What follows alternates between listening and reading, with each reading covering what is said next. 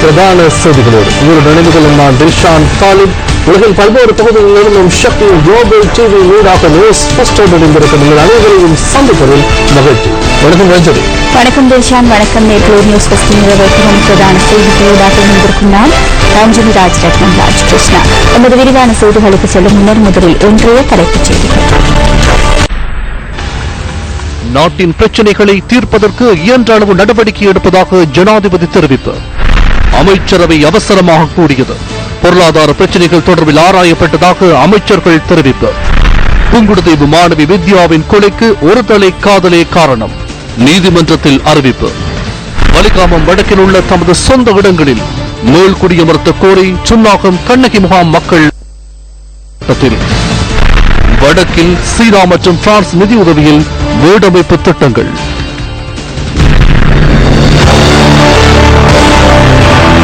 கல்விமான்கள் செய்ய வேண்டியது நாட்டை விட்டு வெளியேறுவதன்றி நாட்டின் எதிர்காலத்தை நோக்காக கொண்டு தேசத்தை கட்டியெழுப்புவதை பொறுப்பெடுப்பதே ஆகும் என ஜனாதிபதி மைத்ரிபால சிறிசேன தெரிவித்துள்ளார்.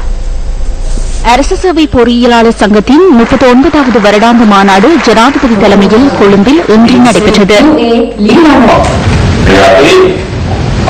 இந்த நாட்டில் உங்களுக்கு மாத்திரமல்ல, எந்த துறையை எடுத்துக்கொண்டாலும் சம்பளம் தொடர்பிலான பிரச்சனை இருக்கிறது. அது எனக்கு தெரியும். அந்தந்த துறையில் பலருக்கும் பிரச்சனைகள் காணப்படுகின்றன. தற்போது உரம் பிரச்சனை காரணமாக இன்று விவசாயிகள் வீதிக்கு இறங்கி பேரணிகளில் செல்கின்றனர், உண்ணாவிரதம் மேற்கொள்கின்றனர். அரசாங்கத்தை நடத்தும் எமக்கும் அதனை விட அதிக பிரச்சனைகள் இருக்கின்றன. அவ்வாறு இல்லாமல் இருந்த காலமும் இல்லை. எனவே நாடு என்ற வகையில் எம்மால் முடியுமான அனைத்து விடயங்களையும் செய்வோம். வலிகாமம் வடக்கில் உள்ள பூர்வீக காணிகளில் தம்மை மீள குடியேற்றுமாறு வலியுறுத்தி சுன்னாகம் கண்ணகி முகாம் மக்கள் இன்று உண்ணாவிரத போராட்டத்தில் ஈடுபட்டனர். இந்த உண்ணாவிரத போராட்டம் சுன்னாகம் கண்ணகி முகாமிற்கு முன்பாக இடம்பெற்றது. பலாலி விமான நிலைய விஸ்தரிப்புக்கு எதிர்ப்பு தெரிவித்தும் தம்மை சொந்த இடங்களில் மீள் குடியமர்த்துமாறு கோரியும் உண்ணாவிரத போராட்டம் முன்னெடுக்கப்பட்டது. இந்த உண்ணாவிரதத்தில் வலிவடக்கு மீள் குடியேற்ற தலைவர் சஜீவன், மாகாண சபை உறுப்பினர் கானார் சர்வேஸ்வரன் மற்றும் ஈழமக்கள் புரட்சிகர முன்னணியின் தலைவர் சுரேஷ் பிரேமச்சந்திரன் உள்ளிட்ட பலர் கலந்து கொண்டிருந்தனர். இது சுழற்சி முறையில் ஒவ்வொரு வெள்ளிக்கிழமையிலும் ஒவ்வொரு முகாம்களில் நாங்கள் முன்னெடுக்க இருக்கின்றோம். 6 வருடங்களாக இந்த நலம்புரை நிலையங்கள் என்று சொல்லப்படுகின்ற இந்த முகாம்களில் வாழ்ந்து கொண்டிருக்கின்ற மக்கள் பல பிரச்சனைகள், பல வேதனைகளை எதிர்நோக்கி இருக்கின்ற சூழ்நிலையில் தொடர்ந்தும் இப்படியாக நாங்கள் இந்த அகதி வாழ்க்கையில் வாழ்ந்து கொண்டு இருக்க முடியாது. குறிப்பாக எங்களுடைய நிலங்கள் இராணுவத்தினர் தங்களுடைய தேவைகளுக்கு வளங்களை பயன்படுத்திக் கொண்டிருக்கின்றார்கள். புதிதாக விமான விஸ்தரிப்பு என்ற போர்வையில் இந்தியாவின் உதவியுடன் எங்களுடைய இந்த கடல் வளங்கள், நில வளங்கள் ஆக்கிரமிக்கப்பட்டுக் கொண்டிருக்கின்றது. சர்வதேச விமான நிலையம் கட்டுவதற்கு தாராளமாக வேறு இடங்கள் இருக்கின்றன, பொருத்தமான இடங்கள் இருக்கின்றன, எதிர்காலத்தில் விஸ்தரிக்கக்கூடிய இடங்கள் இருக்கின்றன. அந்த இடங்களை தெரிவு செய்ய முடியும். 2 தலைமுறைகளுக்கு மேலாக அவர்கள் போராடி கொண்டிருக்கிறார்கள். மனிதாபிமான ரீதியில் அவர்களை உடனடியாக குடியேற்ற வேண்டும். மத்தள விமான நிலையம் கட்டுவதற்கு முன்னால் வேரவில என்ற இடத்திலேதான் இந்த விமான நிலையம் கட்டப்படுவதாக இருந்தது. ஆனால் அந்த நிலங்களை அவர்கள் சுவீகரிக்க முற்பட்ட போது அங்கு இருக்கக்கூடிய விவசாயிகள் எதிர்த்தார்கள். உடனடியாகவே அதனை கைவிட்டு போய் இன்றைக்கு மத்தள என்ற இடத்தில் ஒரு விமானத்தை கட்டியிருக்கிறார்கள். தமிழ் மக்கள் 2ஆம் தர பிரஜைகளா அல்லது இந்த வேண்டத்தகவர்களா என்ற வகையிலே அவர்களுடைய கோரிக்கை எந்த வகையிலுமே செவிமடுக்கப்படாமல் மிகவும் முரட்டுத்தனமான முறையிலே அமைச்சர்கள் அறிக்கையோடு அங்கேதான் செய்ய போகிறோம் என்று சொல்வது அவர்களுடைய நல்லாட்சிக்குரிய பண்பல்ல. அத்துடன் பாராளுமன்ற உறுப்பினர் டக்ளஸ் தேவானந்தாவும் இந்த இடத்திற்கு சென்றிருந்தார். பயங்கரவாத தடை சட்டத்தின் கீழ் கைது செய்யப்பட்டு தடுத்து வைக்கப்பட்டுள்ள அரசியல் கைதிகள் இன்று 11வது நாளாகவும் உண்ணாவிரதத்தில் ஈடுபட்டுள்ளனர். உண்ணாவிரதத்தில் ஈடுபட்டுள்ள கைதிகளின் உடல்நிலையில் பாதிப்புகள் ஏதும் இல்லை என சிறைச்சாலைகள் ஊடக பேச்சாளர் துஷார் ஒப்பல்தனிய குறிப்பிட்டார். குறித்த கைதிகளை சிறைச்சாலைகள் வைத்தியசாலையின் வைத்தியர் தொடர்ந்தும் அவதானித்து வருவதாகவும் அவர் குறிப்பிட்டார். பயங்கரவாத தடை சட்டத்தின் கீழ் கைது செய்யப்பட்டு சிறைகளில் தடுத்து வைக்கப்பட்டுள்ள அரசியல் கைதிகள் தொடர்பில் சட்டம் அதிபர் திணைக்களத்திற்கு விடயங்களை எடுத்துரைத்துள்ளதாகவும் சிறைச்சாலைகள் ஊடக பேச்சாளர் குறிப்பிட்டார். தம் மீதான சட்ட நடவடிக்கைகளை விரைவுபடுத்தி தம்மை விடுதலை செய்ய கோரியே கொழும்பு மெகசின் சிறைச்சாலையில் 13 அரசியல் கைதிகள் உண்ணாவிரத போராட்டத்தில் ஈடுபடுகின்றமை குறிப்பிடத்தக்கது. கருத்து பெறும் சிறுவர் துஷ்பிரயோகத்தை கட்டுப்படுத்த விசேட சேலனை ஒன்று வவுனியா மாவட்டத்தில் இன்று உருவாக்கப்பட்டது. வவுனியா மாவட்ட செயலகத்தில் வடமாகாண சிறுவர் பாதுகாப்பு நன்னடத்தை அமைச்சர் ப. சத்தியலிங்கம் தலைமையில் நடைபெற்ற கூட்டத்திலேயே இந்த செயலணி உருவாக்கப்பட்டது. இந்த போரினால் குறிப்பிட்ட அளவு, கணிசமான அளவு இந்த சிறுவர் துஷ்பிரயோகம் மற்றும் பாலியல் துஷ்பிரயோகங்கள், அதை தொடர்ந்து ஏற்படுகின்ற கொலைகள் அதிகரித்திருப்பதை நாங்கள் இப்போது காணக்கூடியதாக இருக்கின்றது. இந்த சிறுவர் துஷ்பிரயோகம் அல்லது பாலியல் துஷ்பிரயோகங்கள் தொடர்பாக பல விடயங்களை நாங்கள் முன்னெடுத்துக் கொண்டிருந்தாலும் எங்களுடைய சமூகத்தினுடைய கட்டமைப்பை, எங்களுடைய சமூகத்தை நாங்கள் மீண்டும் ஒரு சமூகமாக நிறுத்த முடியாவிட்டால் அல்லது இந்த சமூகத்திலே ஒரு மாற்றத்தை ஏற்படுத்த முடியாவிட்டால் நாங்கள் இந்த விடயங்களை தொடர்ந்து கையாள முடியாத ஒரு நிலைமை ஏற்படும் என்பதிலே நாங்கள் அதை அறிந்து கொள்ள வேண்டும். கடைசி குழந்தைக்கு 5 வயது, அந்த மூத்த பிள்ளைக்கு 20 வயது. விடப்பட்ட காலத்தில் 10 குழந்தையோடு தன்னுடைய குடும்ப சுமையை பார்க்க முடியாமல் சவுதி அரேபியாவுக்கு போயிருக்கிறார். ஆயிரக்கணக்கான பெண்கள் மத்திய கிழக்கு நாடுகளிலே தங்களுடைய குழந்தைகளை விட்டு ஒன்று தகப்பனாரோடு அல்லது உறவினர்களோடு போயிருக்கிறார்கள். ஆகவே ஒரு புறம் ஆண்கள் இந்த நாட்டை விட்டு வெளியேறி இருக்கிறார்கள், இழந்திருக்கிறார்கள். இன்னொரு புறம் பெண்களை தலைமைத்துவமாக கொண்ட குடும்பங்கள் தங்களுடைய குடும்ப வறுமை காரணமாக அவர்களும் மத்திய கிழக்கு நாடுகளுக்கு போயிருக்கிறார்கள். ஆக இப்படிப்பட்ட ஒரு சூழ்நிலையில் தான் இந்த சிறுவர்கள் பெண்களுக்கான பாலியல் வன்முறைகள் தொடர்ந்து கொண்டிருக்கின்றது. இந்த யுத்தத்தின் பின்னே யுத்தத்திலே தோற்று போன இந்த மக்களுக்கு ஆற்றுப்படுத்த நிகழ்வுகள், உளவளத்துறை ஆலோசனைகளை விரிவுபடுத்த வேண்டிய ஒரு கட்டாய சூழலிலே நாம் இருக்கின்றோம். அது மட்டுமல்ல, இந்த சிறுவர்கள் பெண்கள் மீது துஷ்பிரயோகம் செய்யப்படுகின்ற பொழுது அவர்களுக்கான கடுமையான தண்டனைகளை வழங்குகின்ற வகையில் இந்த தண்டனைகள் மாற்றப்பட வேண்டும்.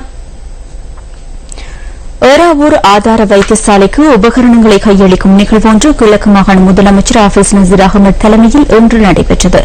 இதன்போது கருத்து தெரிவித்த கிழக்கு மாகாண முதலமைச்சர், மத்திய அரசிலே இருக்கின்ற ஒரு அமைச்சருக்குள் அல்லது அமைச்சுக்குள் முழு நிதிகளும் ஒதுக்கப்பட்டு பராமரிக்கின்ற பொறுப்பை மாகாண சபைக்கு வழங்கிவிட்டு நிதிகளை தங்களுடைய எலக்ட்ரேட்டுக்கு ஒதுக்குகின்ற அமைச்சர்களாக இந்த நாடு இருக்கும் வரைக்கும் இவ்வாறான குறைகள் இருந்து கொண்டே இருக்கும். ஆகவே பரவலாக அதிகாரம் பகிரப்பட்ட அதே வேளையிலே நிதி ஒதுக்கீடு இன்று வரைக்கும் பகிரப்படாமல் இருக்கின்ற ஒரு துரதிர்ஷ்ட விஷயம் இந்த நாட்டிலே அதிகார பகிர்வு என்ற போர்வையிலே ஏமாற்றப்பட்டுக் கொண்டிருக்கின்றது என்பதை இவ்விடத்தில் சுட்டிக்காட்டியாக வேண்டும். இனப்பிரச்சனைக்கான தீர்வு என்று ஒருபுறம் கதைத்துக் கொண்டிருக்கின்ற வேளையிலே அந்த தீர்வு அது கூட இழுத்தடிப்பு தீர்வாக இருக்குமோ என்ற அச்சம் இன்று மக்கள் மத்தியிலே எழுந்திருக்கின்றது. உள்ளூர் உற்பத்திகளை ஊக்குவிக்கும் தென்னரவி வர்த்தக கண்காட்சி இன்று காலை சாவகச்சேரி டிரிபேட் கல்லூரியில் வடமாகாண முதலமைச்சர் சி. வி. விக்னேஸ்வரனால் ஆரம்பித்து வைக்கப்பட்டது. உள்ளூர் உற்பத்திகளை ஊக்கப்படுத்தி அவர்களின் உற்பத்திகளுக்கு சந்தை வாய்ப்பை பெற்றுக் கொடுக்கும் நோக்கில் இந்த கண்காட்சி தென்மராட்சி வலய கல்வி அலுவலகத்தால் ஒழுங்கு செய்யப்பட்டுள்ளது. இன்றைய நிகழ்வில் வடமாகாண முதலமைச்சர் சி. வி. விக்னேஸ்வரன் உள்ளிட்ட பலர் கலந்து கொண்டிருந்தனர். எமது மாணவர்களில் பெரும்பாலானவர்கள் பட்டதாரிகளாகிவிட வேண்டும் என்ற நோக்கில் ஏதேதோ பாடங்களை தெரிவு செய்கின்றார்கள்.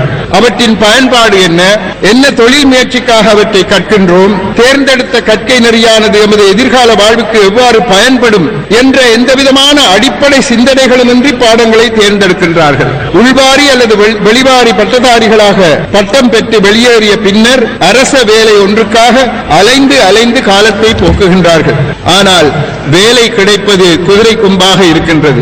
இறுதியில் பட்டதாரிக்குரிய வேலைகள் எதுவும் வேண்டாம், ஏதாவது திணைக்களத்தில் சிற்றூழியர்கள் வேலையாவது எங்களுக்கு போட்டு தாருங்கள் என்று வந்து வாராவாரம் நமது அலுவலகத்தை நோக்கி பல பட்டதாரிகள் டிப்ளோமா கற்கை நெறிகளை முடித்தவர்கள் படையெடுத்து வருகின்றார்கள். இவர்களின் துயர நிலை கண்டு நாங்களும் மிகவும் வேதனை அடைகின்றோம். புனர்வாழ்வு அளிக்கப்பட்ட முன்னாள் போராளிகளுக்கு உரிய முறையில் வாழ்வாதார திட்டங்கள் வழங்கப்படாமையினால் வறுமை நிலைக்கு தள்ளப்பட்டுள்ளனர்.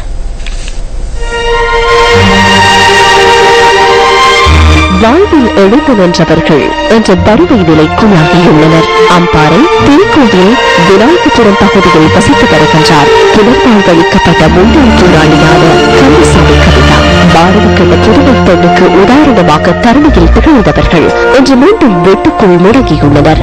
காவிய நாயகியாக வலம் வந்த கவிதாவின் வாழ்வு இன்று நிலை மாறி போயுள்ளது. கால நீரோட்டத்தில் யுத்தம் மௌனிக்கப்பட்டதை அடுத்து வாழ்வை மாறியது. புனர்வாழ்வுக்கு சென்ற மீண்டவருக்கு வாழ வழி தெரியவில்லை. அறிவளிக்க யாருமற்ற நிலையில் அம்மா என்ற வார்த்தையை ஆறுதல் அளித்தது. முன்னாள் போராளியான இவரின் கணவர் 2008 யுத்தத்தில் இறந்துவிட அவரின் கனவுகளையும் சுமந்த வண்ணம் லட்சியத்துக்காக ஓடியவள் என்ற தனிமையில் வாழுகின்றாள். யுத்தத்தின் வடுக்களை சுமந்த வண்ணம் சுயதொழில் செய்து வாழ்ந்து வருகின்றாள் முன்னாள் போராளியான கவிதா. என்ற கணவரை 2008 முதலாம் மாதம் 2ஆம் தேதி காரடி வெஸ்டியை பிடிச்சு சுட்டு கொல்லப்பட்டுள்ளார். நான் கஷ்டத்தின் மத்தியில வசித்து வருகின்றேன். எனக்கு சுயதொழில் செய்வதற்கென்று சமுர்த்தியால் ஒரு தையல் மிஷின் தந்தவையால் வச்சு நான் தச்சு கொண்டு வந்தேன். எனக்கு முள்ளந்தண்டு பிரச்சனையால என்னால தைக்க முடியல. கோழி கொஞ்சம் வளர்க்குறேன். அது முட்டையில எடுத்து கொடுத்துட்டான். என்ற வாழ்க்கை போய்கொண்டிருக்குது. என்னால வேற எங்கேயும் வேலைக்கு எல்லாம் போக இயலாது. காரணம் கால் பிரச்சனை. புனர்வாழ்வுல இருந்து நாங்க 5 வருஷம் ஆச்சுது. எங்களுக்கு வீட்டுதவி எந்த உதவியோ கிடைக்க இல்லை. இனியாவது எங்களோட பிரச்சனைய இதுக்கு முன்னம் இருந்த அரசாங்கம் எங்களை எந்த ஒரு கணக்கிலையும் எடுக்க இல்லை. புனர்வாழ்வில் இருந்து வந்தவங்கள் என்று புறக்கணிக்கப்பட்டிருந்தது. தமிழ் தேசிய கூட்டமைப்பு இதுக்கு முன்னம் இருந்த அரசாங்கத்துல கதைக்கிறதுக்கு புனர்வாழ்வில் இருந்து வந்த ஆக்களை பற்றி கதைக்கிறதுக்கு பயந்திருக்கலாம். ஆனா இப்ப இருக்கிற அரசாங்கத்துல அப்படி பயப்பட தேவையில்லை. பயப்படாதிருந்து எங்களோட பிரச்சனைய முன்னெடுத்து கதைச்சு எங்களுக்குரிய உதவிகளை செய்து தருமாறு கேட்டுக்கொள்கின்றேன். பெண்ணுக்கு இலக்கணம் வகுத்த இவர்கள் குடும்ப வாழ்வினில் சளைத்து விட மாட்டார்கள். வாழ்வு என ஊடம் என்று ஒரு நாள் கரையேறும் என்பதில் ஐயமில்லை. இலங்கை டில்குற்றி தோட்டத்தின் மௌசாயில கீழ்பிரிவு மக்கள் நேற்று பிற்பகல் ஆர்ப்பாட்டத்தில் ஈடுபட்டனர். தமக்கு வழங்கப்பட்ட சலுகைகள் தோட்ட நிர்வாகத்தினால் குறைக்கப்பட்டுள்ளதாக தெரிவித்து தோட்ட மக்கள் தோட்ட தொழிற்சாலையின் முன்பாக ஆர்ப்பாட்டத்தில் ஈடுபட்டனர். தோட்ட நிர்வாகத்தினால் அடிப்படை வசதிகள் எதுவும் செய்து தரப்படவில்லை எனவும் ஆர்ப்பாட்டக்காரர்கள் இதன்போது குறிப்பிட்டனர். இந்த வெயில் காலத்துல சரியான மாதிரி தண்ணி வசதி இல்ல. அதனால வேண்டி அவங்களோட டைமுக்கு முன்ன 4:30 மணிக்கு நாங்க வேலை விட்டுருக்காங்க. 12 மணிக்கு வேலை விட்டுருக்காங்க. இப்ப என்னன்னு கேட்டா 5 மணிக்கு ஒரு 10-20 நாளா தான் 5 மணிக்கு வேலை விடுறாங்க. 5 மணிக்கு வேலை விட்டு 6 மணிக்கு வீட்டுக்கு போக இயலாது தானே. அப்ப 6:30 மணி ஆகுது ஆளுகள் வீட்டுக்கு போறதுக்கு. சம்பளம் தரேன்னு சொல்லி எல்லா அமைச்சர்மாரும் சொன்னாங்க. ஆனா இத்தனைக்கு 1 வருஷமா எங்களுக்கு பூர்த்தி அடைஞ்சிருச்சு. ஆனா எந்த அரசியல்வாதிகளும் அந்த அமைச்சர் மாதிரி எங்களுக்கு சம்பள பிரச்சனையை பெற்றுக் கொடுக்கல. அதனால நாங்க கட்டாயம் சந்தா பணத்தை நிப்பாட்டுவோம். இதுக்கு சரியான தீர்வு ஆக்கெல்லாம் ஒண்ணு சேர்ந்திருக்காங்க. அவங்களுக்கு கலந்துரையாடி எங்களுக்கு சரியான ஒரு தீர்வு கொடுத்தா தான் எங்களால போயிட்டு வேலைகளை செஞ்சு எங்களுக்கு நல்லபடியா சம்பளம் எடுத்து எங்க பிள்ளை குட்டிங்கன்னா நாங்க காப்பாற்றணும். 7:30 வேலைக்கு வர சொல்றாங்க. 7:30 எங்களால போயிடாது. நாங்க பக்கத்துல பிள்ளைகளை கொண்டு போயிட்டு புழக்கம் அப்படியே போட்டு போய் இயலாது. எங்களுக்கு நாங்க பிள்ளைகளுக்கு சாப்பாடு செய்யணும். பிள்ளைகளுக்கு நல்ல சாப்பாடு செய்யணும். நாங்க எதுவும் செஞ்சு வச்சுட்டு போறதுன்னா நாங்க மலைக்கு 8 மணிக்கு கொஞ்சம் ஒரு 2 நிமிஷம் சொன்னாங்கன்னாலும் நீ உனக்கு வேலை இல்லை நீ போ வீட்டுக்கு அப்படின்னு எங்களோட சொல்றாங்க. புள்ளராமராவுக்கு போயிட்டு பிள்ளைய விட்டுட்டு 5:30 மணிக்கு நிறுத்து. அதுக்கப்புறம் புள்ளராமராவுக்கு போயிட்டு பிள்ளைகளை விட்டுட்டு அவங்க திரும்ப பிள்ளைகளை தூக்கிட்டு வீட்டுக்கு போற நேரம் 6-7 மணி ஆயிடும். புங்குடுதீவு மாணவி சிவலோகநாதன் வித்யாவின் கொலைக்கு ஒருதலை காதலை காரணம் என குற்றப்புலனாய்வு திணைக்களம் நீதிமன்றத்தில் அறிவித்துள்ளது. இந்த கொலை சம்பவத்தை நேரில் கண்ட சாட்சியாளர் ஒருவரும் நீதிமன்றத்தில் இன்று முன்னிலைப்படுத்தப்பட்டுள்ளார். யாழ் புங்குடுதீவு மாணவி சிவலோகநாதன் வித்யாவின் கொலை தொடர்பிலான வழக்கு ஊர்காவல்துறை நீதிவான் என் ரிலான் முன்னிலையில் இன்று மீண்டும் விசாரணைக்கு எடுத்துக் கொள்ளப்பட்டது. இதன்போது குற்றப்புலனாய்வு திணைக்கள அதிகாரிகள் இதுவரை முன்னெடுக்கப்பட்ட விசாரணை தொடர்பிலான அறிக்கையை நீதிமன்றத்தில் வாசித்துள்ளனர். வழக்கின் 2ஆம், 3ஆம், 5ஆம், 6ஆம், 9ஆம் மற்றும் 11ஆம் இலக்க சந்தேக நபர்களுக்கும் கொலை சம்பவத்திற்கும் இடையே நேரடி தொடர்புள்ளதாக அதில் குறிப்பிடப்பட்டிருந்தது. புங்குடுதீவு மாணவியின் கொலை வழக்கில் நேரடி சாட்சியாளர் கைது செய்யப்பட்டதாக நீதிமன்றத்தில் தெரிவித்துள்ள குற்றப்புலனாய்வு துறையினர் ஒருதலை காதலை மாணவியின் கொலைக்கு மாணவியை புங்குடுதீவைச் சேர்ந்த சந்தேக நபர் ஒரு தலையாக காதலித்து வந்தமையும் அந்த காதலுக்கு மாணவி தொடர்ந்து மறுப்பு தெரிவித்து வந்தமையும் விசாரணைகளில் தெரியவந்துள்ளது. சந்தேக நபர் தனது நண்பருடன் கூட்டு சேர்ந்து மாணவியை கடத்த திட்டமிட்டதாகவும் அதற்கு அப்போது சுவிஸிலிருந்து வந்த மற்றும் ஒரு சந்தேக நபர் திட்டம் திட்டிக் கொடுத்துள்ளதாகவும் நீதிமன்றத்தில் அறிவிக்கப்பட்டுள்ளது. இவர்கள் மூவரும் தனது திட்டத்திற்கு மேலும் இருவரை கூட்டு சேர்த்துள்ளதோடு குறித்த இருவருக்கும் எதிராக களவு வழக்கு ஒன்றில் மாணவியின் தாயார் சாட்சியம் அளித்திருந்ததாகவும் குற்றப்புலனாய்வு திணைக்களத்தினர் விசாரித்துள்ளனர். மாணவியின் தாயாரின் சாட்சியத்தால் பகை கொண்டிருந்த இருவரை மாணவி பாடசாலைக்கு செல்லும் வழி கடத்தி சென்று பிரதான சந்தேக நபர் மற்றும் அவரது நண்பரிடம் ஒப்படைத்துள்ளதாகவும் நீதிமன்றத்தில் வாசிக்கப்பட்ட அறிக்கையில் குறிப்பிடப்பட்டுள்ளது. குறித்த இருவருமே மாணவி வன்புணர்வுக்கு உட்படுத்தி கொலை செய்தமை விசாரணைகளில் உறுதி செய்யப்பட்டதாகவும் அதிகாரிகள் தெரிவித்துள்ளனர். கைது செய்யப்பட்ட 11வது சந்தேக நபர் ஏனைய சந்தேக நபர்களுக்கு கடந்த வருடம் மே மாதம் 10ஆம் தேதி முதல் கஞ்சா போதைப்பொருள் விநியோகித்துள்ளமை உறுதி செய்யப்பட்டுள்ளதாகவும் நீதிமன்றத்தில் வாசிக்கப்பட்ட விசாரணை அறிக்கையில் குறிப்பிடப்பட்டுள்ளது. சம்பவ தினத்தன்று பிரதான சந்தேக நபரும் அவரது நண்பரும் கஞ்சா மற்றும் மதுபோதையில் மாணவியை வன்புணர்வுக்கு உட்படுத்தி கொலை செய்ததை தாம் நேரில் கண்டதாக 11வது சந்தேக நபர் ஒப்புக் கொண்டுள்ளார். வன்புணர்வு செய்து மாணவியை கொலை செய்த பின்னர் கொலையை கடற்படையினரே செய்தார்கள் என திசை திருப்பும் நோக்குடன் கொழும்பிலிருந்து புங்குடுதீவுக்கு சென்ற பிரதான சந்தேக நபரின் நண்பர்களான 4ஆம் 7ஆம் மற்றும் 8ஆம் சந்தேக நபர்கள் தடயங்களை அளித்துள்ளதாகவும் நீதிமன்றத்தில் குறிப்பிடப்பட்டுள்ளது. இதே மாணவி வித்யாவின் கொலை தொடர்பில் 12வது சந்தேக நபர் அடையாளம் காணப்பட்டுள்ளதாகவும் குற்றப்புலனாய்வு திணைக்களம் நீதிமன்றத்தில் தெரிவித்துள்ளது. மாணவியின் கொலை தொடர்பில் தகவல்கள் தெரிந்தால் 077-159-1500 அல்லது 077-850-3002 ஆகிய இரு தொலைபேசி எண்களுக்கும் தொடர்பு கொண்டு அறிவிக்குமாறு குற்றப்புலனாய்வு பிரிவின் கூட்டுக்கொள்கை பிரிவு பிரதம அதிகாரி போலீஸ் பரிசோதகர் நிஷாந்த் சில்வா கோரியுள்ளார். மாணவியின் கொலை தொடர்பான இரத்தக்கரையுடன் மீட்கப்பட்ட ஆடையின் அறிக்கை உள்ளிட்ட 12 அறிக்கைகள் நீதிமன்றத்தில் சமர்ப்பிக்கப்பட வேண்டியுள்ள நிலையில் அவை இன்றைய தினமும் நீதிமன்றத்தில் சமர்ப்பிக்கப்படவில்லை. நேரடி தொடர்புள்ளதாக விசாரணையில் தெரியவந்துள்ள சந்தேக நபர்களை விடுத்து ஏனைய சந்தேக நபர்களை பிணையில் விடுதலை செய்யுமாறு விடுவிக்கப்பட்ட வேண்டுகோளை நிராகரித்த நீதவான் வழக்கு விசாரணையை இம்மாதம் 18ஆம் தேதி வரை ஒத்திவைத்துள்ளார். சந்தேக நபர்களை தொடர்ந்தும் விளக்கமறியலில் வைக்குமாறும் நீதவான் உத்தரவு பிறப்பித்துள்ளார். ஜனாதிபதி மைத்ரிபால சிறிசேன தலைமையில் இன்று விசேட அமைச்சரவை கூட்டம் ஒன்று நடைபெற்றுள்ளது. இதன்போது நாட்டின் பொருளாதாரம் தொடர்பில் அதிக கவனம் செலுத்தப்பட்டுள்ளது. ஜனாதிபதி தலைமையில் இன்று முற்பகல் சுமார் 2 மணித்தியாலங்கள் விசேட அமைச்சரவை கூட்டம் நடைபெற்றுள்ளது.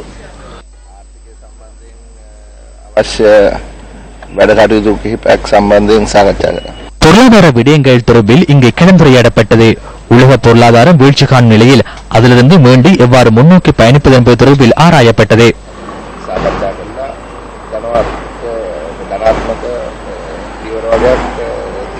கடந்த அரசாங்கம் பாரிய நிதிச்சுமையை விட்டுச் சென்றுள்ளது. சுமார் 1200 பில்லியன் ரூபாய் செலுத்த வேண்டியுள்ளது. எவ்வித வருமானமும் கிடைக்காத வகையில் ஹம்பாந்தோட்டை துறைமுகம், மத்தள விமான நிலையம் என்பவற்றுக்கு பணம் செலவிட்டுள்ளனர். முதலீடுகளை அதிகரித்து எவ்வாறு இந்த கடன்களை செலுத்துவது என்பது தொடர்பில் இன்று கலந்துரையாடினோம். நாட்டில் ஏற்பட்டுள்ள பொருளாதார நிலைமை உள்ளிட்ட சில விடயங்கள் தொடர்பில் கலந்துரையாடப்பட்டது. அதனை தவிர வேறு எதுவும் விசேடமாக பேசப்படவில்லை. 2030ஆம் ஆண்டளவில் இலங்கையின் மின்சார தேவையை புதுப்பிக்கத்தக்க சக்தி வளங்களை கொண்டு ஈடு செய்வதற்கு மின்சக்தி அமைச்சு திட்டங்களை வகுத்துள்ள நிலையில் சம்பூர் அனல்மின் உற்பத்தி நிலையத்தை அமைப்பதற்கான முயற்சி சந்தேகத்தை தோற்றுவிப்பதாக புத்திஜீவிகள் சுட்டிக்காட்டுகின்றனர். சம்பூர் அனல்மின் உற்பத்தி நிலையத்தினால் ஏற்படக்கூடிய சுற்றாடல், பொருளாதார மற்றும் சமூக பிரச்சினைகள் குறித்து கடந்த சில தினங்களாக நாம் செய்திகளை வெளியிட்டிருந்தோம். உத்தேச மின் உற்பத்தி நிலையத்தால் ஏற்படக்கூடிய பாதிப்புகள் தொடர்பிலும் இன்று நாம் ஆராய்கின்றோம். புவி வெப்பமடைவதால் ஏற்படுகின்ற காலநிலை மாற்றங்களுக்கு தீர்வாக புதுப்பிக்கத்தக்க சக்தி வளங்களின் பங்களிப்பை அதிகரிப்பதே மின்சக்தி மற்றும் புதுப்பிக்கத்தக்க சக்தி வளங்கள் அமைச்சின் நோக்கமாகும். அமைச்சினால் வெளியிடப்பட்ட எரிசக்தி நிறைந்த நாடு எனும் 10 ஆண்டு அபிவிருத்தி திட்டத்தின் நோக்கமும் 2030ஆம் ஆண்டளவில் ஒட்டுமொத்த மின்சார தேவைப்பாட்டினை புதுப்பிக்கத்தக்க சக்தி வளங்கள் மற்றும் சுற்றாடலுக்கு தீங்கு விளைவிக்காத வளங்களை கொண்டு ஈடு செய்வதாகவே அமைந்துள்ளது. 2013ஆம் ஆண்டில் 4% இருந்த நிலக்கரி பயன்பாட்டினை 2030ஆம் ஆண்டளவில் 1% குறைப்பதற்கு அதில் திட்டமிடப்பட்டுள்ளது.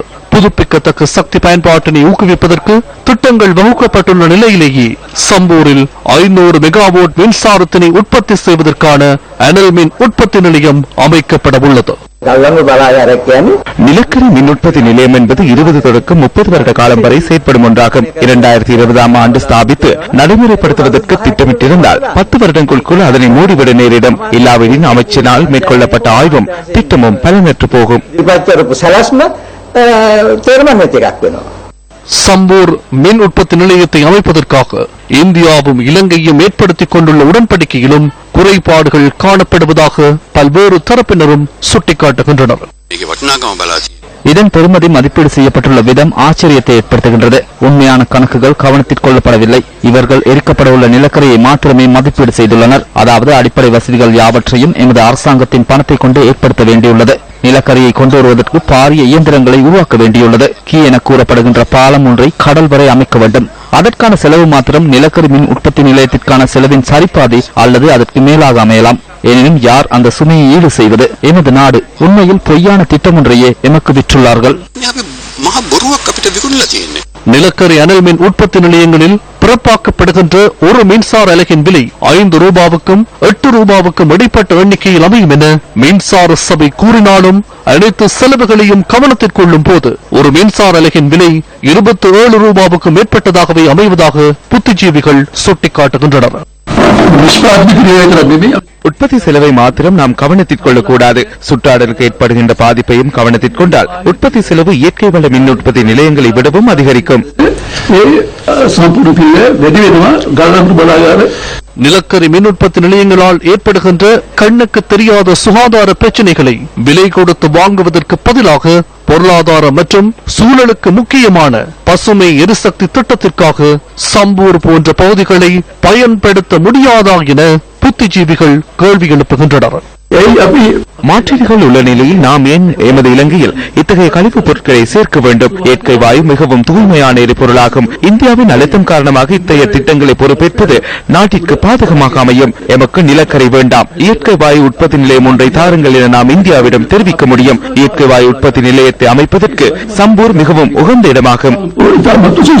நாங்க விவசாயம் செய்தாங்க. எங்களுக்கு இங்க வளவுக்குள்ள வந்து அனல் மின் நிலையம் செய்தா எங்களுக்கு இங்கெல்லாம் பயிர் செய்ய இயலாது. பசுமையான இடங்கள், தண்ணி வளம் எல்லாம் இல்லாம போகும். அந்த போல ரூபாபரண காடுகள் கிடக்கு, அங்க கொண்டே கட்டலாம். அது செய்யாம கொண்டு வந்து எங்களை தமிழ் மக்கள் அழிக்கணும் சொல்லி இங்க செய்யறாங்க. ஆனா என்ன தெரியா சம்பந்தர் ஐயாட்ட நாங்க கடிதம் எல்லாம் கொடுத்து பார்த்திருக்கிறோம். அவர் எங்களை ஏன் கவனிக்கிறாரு இல்ல. என்ன நடந்தன்னு தெரியாது. அவர் இந்தியாவுக்கு பயப்படுறாரு என்ன தெரியா. ஆனா என்ன நடந்தாலும் எங்களுக்கு அனல் மின்னியம் வேணாம். அனல் மின்னியத்தை கொண்டு வேற எங்கேயும் கட்டுங்க.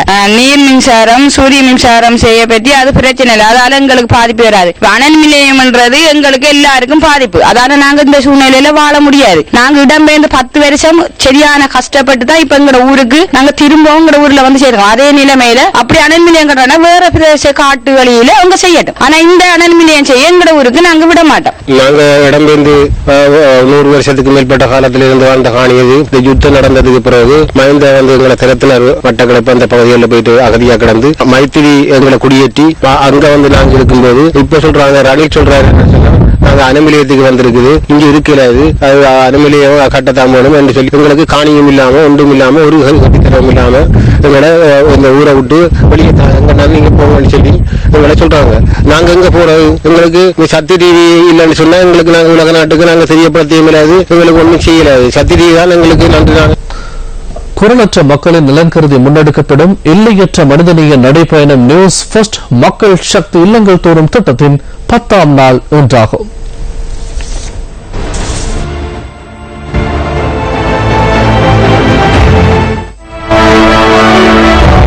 நியூஸ் ஃபர்ஸ்ட் மக்கள் சக்தி இல்லங்கள் தோறும் திட்டம் இன்று அடுத்த கட்டத்திற்கு நகர்ந்தது. வடமத்திய மாகாணத்திற்கான நியூஸ் ஃபர்ஸ்ட் மக்கள் சக்தி செயற்திட்டத்தின் மற்றும் ஒரு கட்டம் இன்று கலன்பிந்துனுவெவ ஸ்ரீ சுதர்ஷனாராம ராஜமகா விகாரையில் ஆரம்பமானது.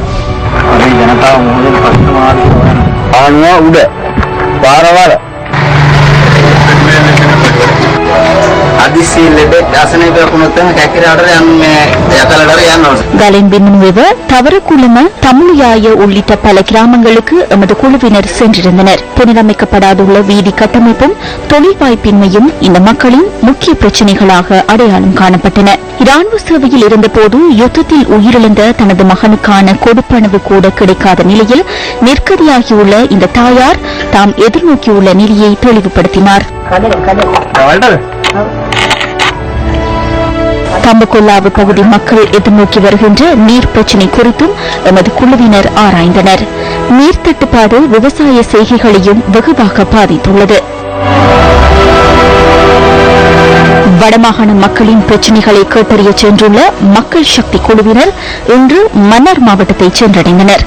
இன்று முற்பகல் பள்ளிமுனை பெருக்க மரத்தடியில் நடைபெற்ற அங்குரார்ப்பண நிகழ்வில் மேலதிக அரசாங்க அதிபர் ஸ்டான்லி டிமெல் உள்ளிட்ட பலர் கலந்து கொண்டிருந்தனர். மன்னார் கலார்த்தனா நடனப்பள்ளி மாணவ மாணவியரின் கிராமிய நடனம் இன்றைய அங்குரார்ப்பண நிகழ்வை அலங்கரித்தது.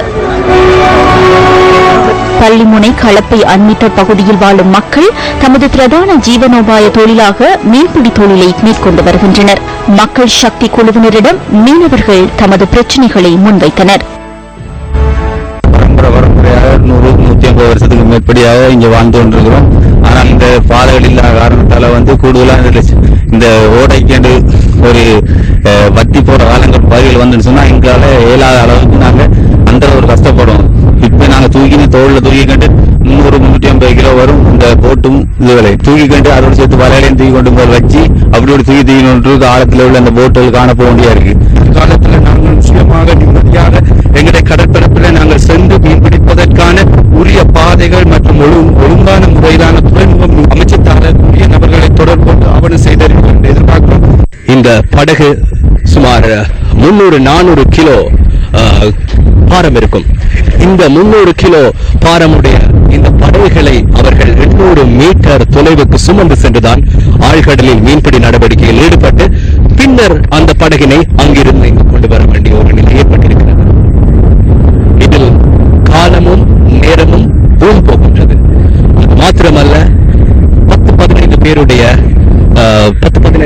உதவி இந்த படகினை சுமந்து செல்வதற்கு தேவைப்படுகிறது. தொடர்ந்து எமில் நகர், சவுத் பார், சாந்திபுரம் உள்ளிட்ட சில கிராமங்களுக்கும் சென்று மக்களின் பிரச்சினைகள் தொடர்பான தகவல்கள் திரட்டப்பட்டன. தென்மாகாண மக்களை சந்தித்து அவர்களின் பிரச்சினைகளை கேட்டறியும் நோக்கில் அகுனுகொலவெவ விகாரையில் நடைபெற்ற மத அனுஷ்டானங்களை தொடர்ந்து எமது குழுவினர் புறப்பட்டுச் சென்றனர்.